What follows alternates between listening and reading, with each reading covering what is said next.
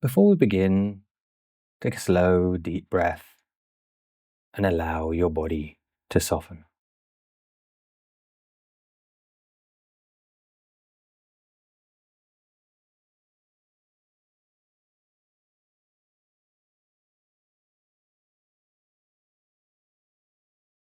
This video is not here to create fear around Kundalini and awakening.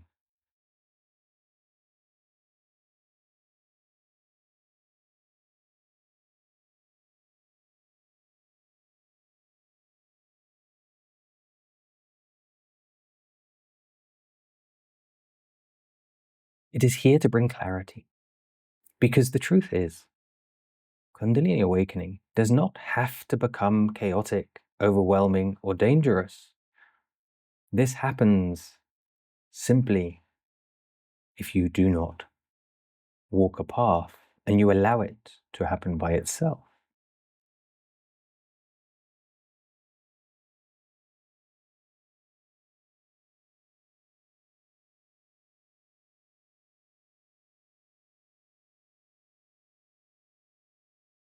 Or to follow people that are perhaps not the best people to follow. In many cases, people are unknowingly setting themselves up for imbalance long before the awakening process even begins. Today we're going to explore why, not from fear, but from understanding.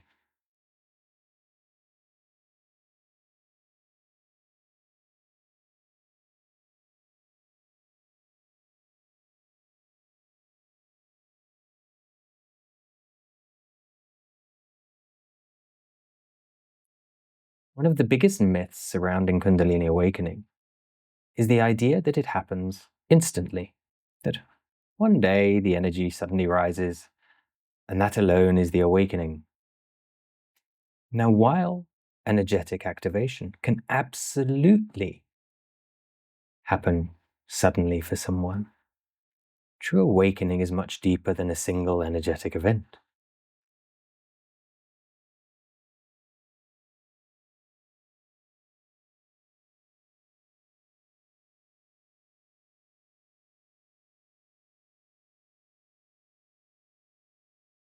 There is an inner preparation that must be performed beforehand.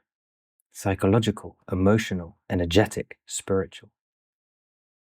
Without this preparation, the nervous system and the mind often struggle to integrate what is unfolding. And this is where many people begin to experience confusion, fear, imbalance, and instability. It is the ego reacting to the energy. Another misunderstanding is believing Kundalini is only about energy work. Energy is absolutely part of the process. But awakening is not simply about receiving a transmission, opening chakras, or forcing energy. There is also a profound transformation of consciousness taking place. A transformation in perception, identity, emotion, awareness, and relationship to self.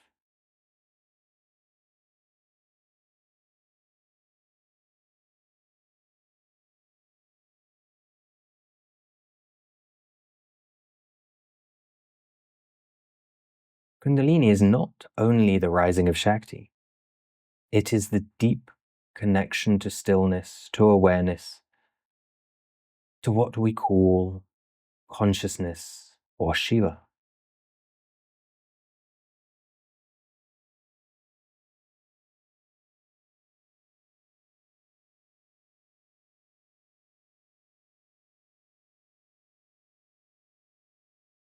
Energy alone is not enough, and this is why guidance matters. Trying to force awakening alone without understanding what is happening psychologically or energetically can create unnecessary suffering. Sometimes a very small amount of guidance can completely change the direction of someone's path. And contrary to what many people believe, Kundalini awakening does not need to be dramatic. With the right preparation, the right nervous system support, the right emotional integration, and the right teacher, the process can actually become deeply grounding, stabilizing, transformative, and easy. Not chaotic, not overwhelming, but intelligent. Now, this brings us to something important. Kundalini work is not recommended for everyone in every circumstance, particularly for individuals with severe, untreated psychological instability or certain psychiatric conditions.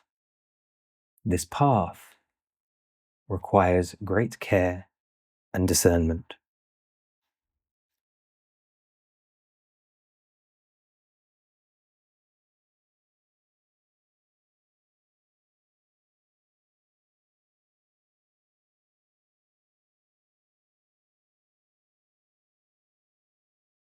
Because awakening amplifies what is already within the system, and this is why preparation matters so deeply, despite what many might try to tell you. But what is the real preparation for awakening? The first stage is learning to move beyond fear, not suppressing it, but understanding it. Because when energy moves through the system, unresolved fear often projects itself outwards.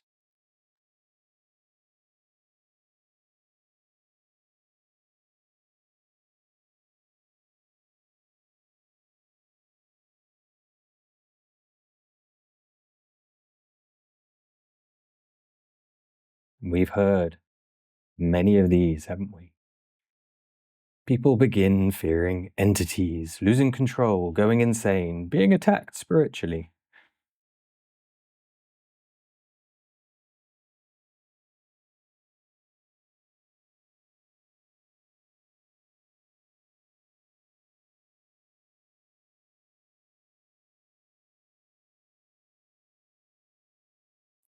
But very often these experiences are rooted in conditioning, unresolved trauma, nervous system dysregulation, and unconscious fear patterns. The next stage is understanding attachment and desire, because awakening is not about chasing a spiritual achievement. The moment awakening becomes another identity goal for the ego, suffering begins. True transformation happens through surrender, not grasping. Many traditions, ancient and modern, understand this deeply. Attachment creates resistance. Resistance creates suffering. And then we arrive at one of the most important stages of all.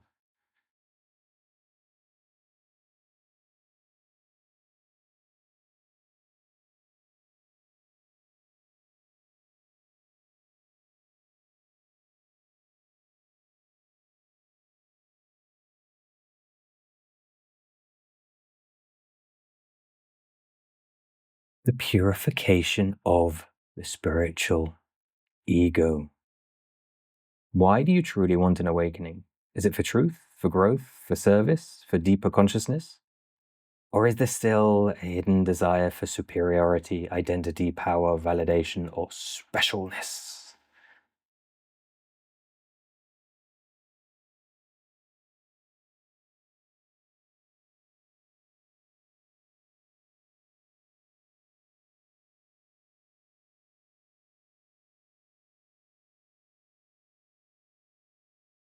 Because spiritual ego is one of the greatest traps on this path, and many people become caught here without realizing it. Sometimes what people call Kundalini awakening is actually a psychological crisis, an identity collapse, or an emotional overwhelm, finally surfacing to consciousness, caused by some energy rising. And while these experiences can absolutely become part of a transformation, they are not always the same thing as awakened Kundalini. Not always, not ever. This is why discernment matters. as fear, attachment, and ego begin softening, something deeper becomes possible.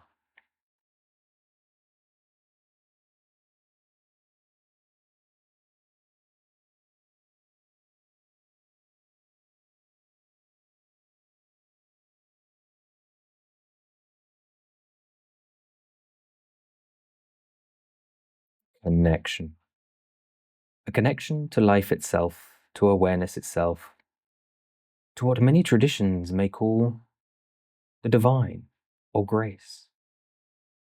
And this begins dissolving rigid duality, the constant division between good and bad, higher and lower, worthy and unworthy. From here, intuition naturally becomes clear. But this stage also requires great honesty, because there is a very fine line between true discernment and spiritual superiority disguised as discernment. Real intuition does not arise from needing to feel better than others. It arises from clarity, from stillness, from alignment. And often, genuine discernment is misunderstood by others because it does not come from emotional reaction or egoic defense. It comes from deeper knowing. As this inner alignment deepens consciousness itself, it stabilizes into some more of a unified state. And this is where awakening becomes less about chasing experiences and more about embodiment. Now, alongside the psychological process, there is also the energetic process. And these two are deeply connected. The mind affects the energy affects the mind. The bridge between them is emotion.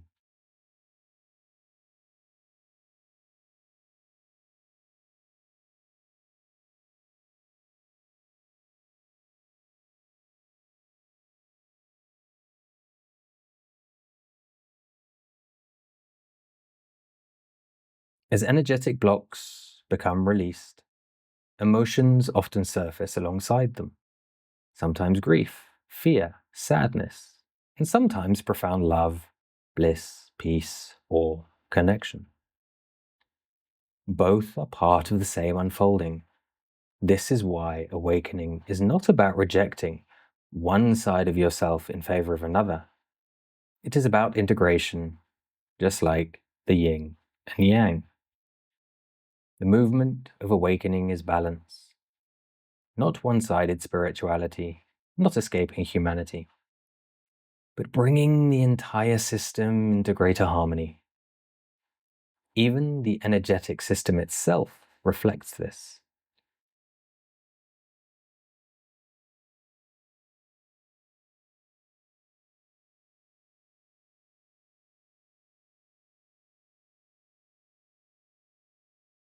Electrical and magnetic forces do not oppose one another, they work together. And in the same way, awakening is not about masculine versus feminine, light versus dark, mind versus body.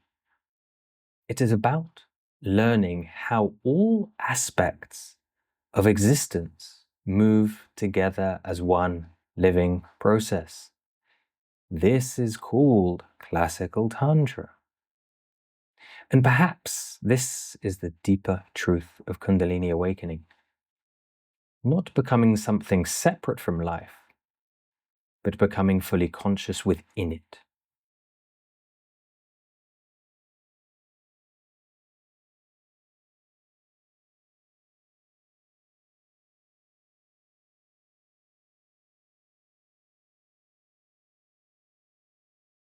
If this resonates with you, leave a comment below and share your own experiences or insight on the path.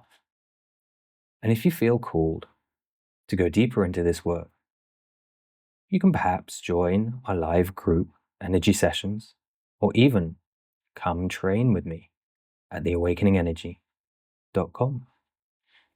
We explore energetic healing, nervous system transformation, and higher states of consciousness.